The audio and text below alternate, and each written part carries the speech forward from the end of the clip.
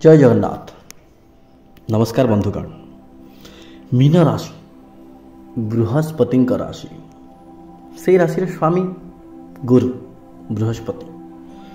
बृहस्पति एमिति जड़े ग्रह माने समस्त ग्रह को सी कंट्रोल कर पावर रखी था। देखु गुरु जो बसती सी सब बढ़ाई दिखती धन घरे बसिले धन बढ़े आमर कर्म घर बसिले कर्म बढ़े। तो गुरु को स्ट्रंगेस्ट प्लानेट जो भी साइंस रे आम के देखी ना जदि आम आजिकार नूतन ज्योतिष विज्ञान कथा भी आलोचना करवा। तो एणु नवेम्बर मासरे बृहस्पति आपणकर पंचम भाग पंचम रे बृहस्पति आपण बुझीपारचंती कि बहुत सुंदर जगह। शनि आपन लग्न अच्छा मीन राशि भी 7.5 चली जानते। तो शनि लग्न में पंचम गुरु। तो गुरु जेहेतु अच्छे तो हंस नामक गोटे राजयोग भी ये आसूँ। आपड़ देखिए नवेम्बर मसरे केमी आप कटो जीवनटा आप आध्यात्मिकता स्पिरिचुआलिटी मेडिटेशन एक्सरसाइज योग क्या किसी शिक्षा देवा ये सब जिनस आप टाइम अतिबाहित हो। तो एणु आम एवं देखा देखु मीन राशि जो मैंने काम सरकारी काम कोर्ट काम पेंडिंग जदि कहार किसी गवर्नमेंट काम यही मसरे निश्चित भाव में पॉजिटिव रिजल्ट आपंकर आसो माने आसो।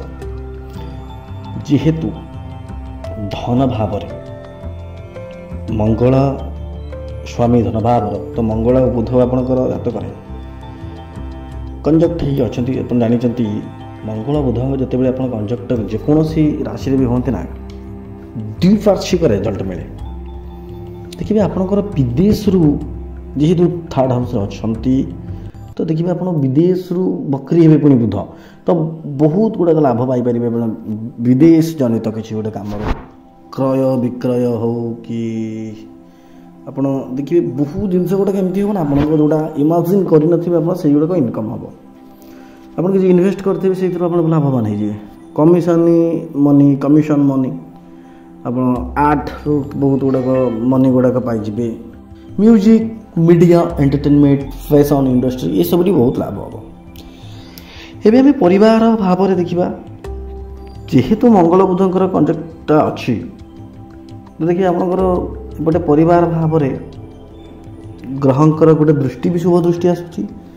आपण घर निश्चिंत भाव देखिए सान भाई भूणी जब आप अच्छा घर पिला छुआ अच्छा किसी ना किसी जिनस मास निश्चिंत भाव आने घरे किसी पार्टी हो कि मांगलिक कार्य हो ये सब जिन निश्चिंत हम।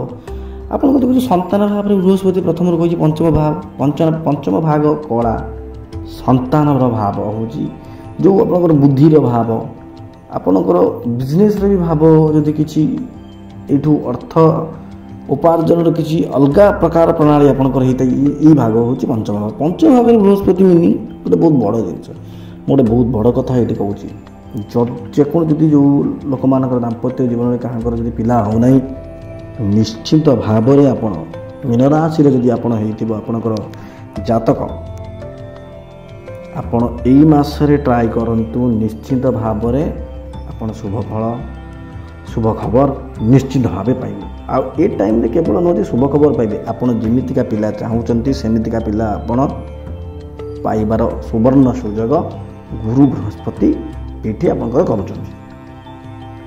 तो संतान क्षेत्र में ये सब जिन देखु संतान क्षेत्र गोटे जिन भी देखु आम संतान जो खेल कला कि किसी भी कंपटीशन विद्या नहीं किसी भी कंपटीशन करुँच सी निश्चिंत भाव जीतुची। तो एणु आम जा षष्ठ भाग को षष्ठ भाग आप जानते रोग ऋण सत्र जो जॉब नेचर ये सब जिन देखा जाए। तो षष्ठ भाग में सूर्य अच्छा सूर्य कौन ना ये सूर्य षष्ठ भाग स्वामी जेहतु सूर्य ये तो तुला राशि रे सूर्य नीच तो नीच राशि जेहेतु अच्छा 16 तारीख जाए देखिए जो मैंने कर्म किसी आईटी फील्ड रे हो कि जॉब कर कौन सी जगह चाकरी कर छोट कंट्राक्टर हो कि गोटे जहाँ भी किसी कर उपरस्थ कर्मचारी नाराज हे आपण माने देखिए 100% ग्यारंटी यहाँ आप विरक्ति भाव आपणकर जॉब रे आसो मसरे ଆପଣଙ୍କର କାମ 99% ରହିଯିବ। 100% ମାନେ ହେବାକୁ ଯାଉଥିବ 99ରେ ରହିଯିବ। ବୁଝିପାରୁଛନ୍ତି ତ? ଆପଣଙ୍କ କାମରେ କିଛି ଭୁଲ ବାହାର କରିବାକୁ ଆପଣଙ୍କର ଉପରସ୍ଥ କର୍ମଚାରୀ କି ଶତ୍ରୁ ନିଶ୍ଚିତ ଭାବରେ ଏଇଥିରେ ରହିବେ, କାହିଁକିନା ସୂର୍ଯ୍ୟ ଏଠି ନିଚେ ରହିଗଲେ ନା। ତାପରେ ଆମର ଦୃଷ୍ଟି ବି ଦେଖିଲେ ତ ଜ୍ୟୋତିର୍ବିଦ ଅନୁଯାୟୀ ଆଉ ଗୋଟେ ଜିନିଷ ବି ଦେଖୁଛି, ଆପଣଙ୍କୁ ଯେଉଁ ଦ୍ୱନ୍ଦ୍ୱରେ ପକାଇ ଦେବାକୁ ମଧ୍ୟ ଚେଷ୍ଟା ଏଥିରେ କିଏ କରିବ। କିନ୍ତୁ ଦେଖିବେ ଆପଣମାନେ 16 ତାରିଖ ପରେ ବିଛା ରାଶିରେ ଯେତେବେଳେ ଆସିଯିବେ ଆମର ସୂର୍ଯ୍ୟ, ନିଶ୍ଚିତ ଭାବରେ ବହୁତ ବଢ଼ିଆ ଆସିବ। ତ ପତି ପତ୍ନୀଙ୍କ କଥା ଏବେ ଦେଖିବା, ଦେଖିବ ପତି ପତ୍ନୀଙ୍କର ବି ଏଠି ଗୋଟେ ପ୍ରୋବ୍ଲେମ୍ ଦେଖିଲେ, ଚନ୍ଦ୍ର ରାହୁ ଯେହେତୁ ସେଠି ଅଛନ୍ତି, ଦେଖିବ ଯେଉଁ ଜିମ୍ମେଦାରୀ କି କିଛି ପ୍ରମିସ୍ କରିଥିବା କି ଗୋଟେ ପଇସା ନେଇକରି ନିଶ୍ଚିନ୍ତ ଭାବରେ ବାଦ ବିବାଦ ହେବ ସ୍ୱାମୀ ସ୍ତ୍ରୀଙ୍କ ଭିତରେ, ପାର୍ଟନରଙ୍କ ଭିତରେ। ଗ୍ରହଣ ଯୋଗ ବି ଅଛି, ତ ଏଇ ଦେଖିବେ ENT ଜନିତ ରୋଗ ବି ହେଇପାରେ ଆପଣଙ୍କ ପାର୍ଟନରକୁ ହେଇପାରେ, କି ସ୍କିନ୍ ରିଲେଟେଡ୍ ଏସବୁ ଇସ୍ୟୁ ହେଇପାରେ। 1ରୁ 9 ତାରିଖ ଯାଇ ଆପଣ ଦେଖିବେ ନାହିଁ କିଛି ଗୋଟେ ଛୋଟ ଛୋଟ ଜିନିଷରେ ଝଗଡ଼ା ହେଇଯିବ। ଆପଣମାନେ ଦେଖିବେ କିଛି ଗୋଟେ ୱାଦା କରିଥିବେ ଆପଣଙ୍କ ପାର୍ଟନରକୁ, ମୁଁ ଏଇଟା ଆଣିଦେବି ସେଇଟା ଆଣିଦେବି, କିନ୍ତୁ ଠିକ୍ ଟାଇମ୍ରେ ଆପଣ ଆଣିବେନି, ତାହା ନେଇକି ବି ଆପଣଙ୍କର ନିଶ୍ଚିତ ବାହାଘରେ, ଯେହେତୁ ଏଇଠି ଆମର ଗୋଟେ ବିବାଦ ଜନିତ ଗୋଟେ ଆଟମସ୍ଫିୟର କ୍ରିଏଟ୍ ହେଉଛି ଆପଣଙ୍କର କୁଣ୍ଡଲିରେ, ମୀନ ରାଶିରେ, ତ ଆପଣମାନେ ଦେଖିବେ ନିଶ୍ଚିତ ଭାବରେ ବାଦ ବିବାଦ ରହିବ। ତ 9 ତାରିଖ ପରେ କିନ୍ତୁ ପତି ପତ୍ନୀଙ୍କ ପାଇଁ ଏତେଟା ଖରାପ ନୁହଁ, ନିଶ୍ଚିତ ଭାବରେ ଭଲ ଆସିବ।